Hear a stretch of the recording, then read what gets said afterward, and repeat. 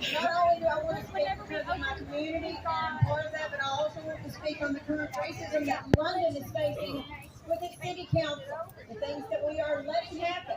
We have got to get new candidates and support those candidates. I want you to take a mental snapshot of this area. Look around. We're all community. We're all individuals with dreams, responsibilities, and a shared hope for a better tomorrow. I stand before you today because that hope is under siege. We see it daily. The promise of America, of life, liberty, and the pursuit of happiness is flickering for millions of Americans as the waves of justice has crashed down and a particularly vicious attack being waged on our friends, our families, our neighbors, our co-workers, and our community. Let's first talk about the fundamental injustices so many Americans are struggling against today. It is the injustice of a mother who is working 2 full-time jobs, but still having to choose between getting groceries for her babies or insulin or medication for herself or her children. It is the injustice of a generation buried under a mountain of student debt. They're wondering, will I ever be able to afford a home, have a family? It's the injustice of a system where can still dictate the quality of your education, the length of your prison sentence, and even the air that you breathe.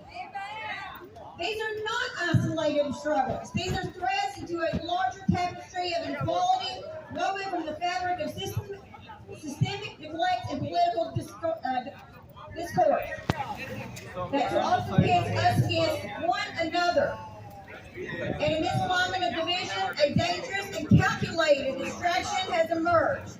The relentless state-sanctioned assault, not only on the LGBTQIA community, but other races and other communities throughout the United States.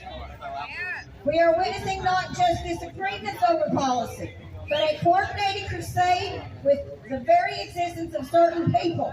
It begins with words, the labels of groomer, pedophile, aimed at anyone who supports a child's right to understand that there's nothing wrong with them. They were created just as everyone else, by God.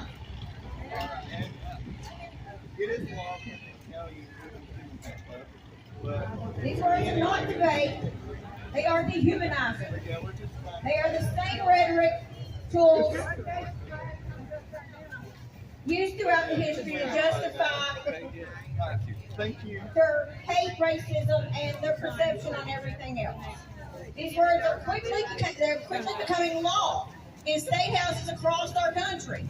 We see a flood of legislation targeting transgender and the non-binary youth, bills that deny people from life-saving, medically necessary health care, women denied health care once they are having a miscarriage. We have watched women die across this nation due to those bills.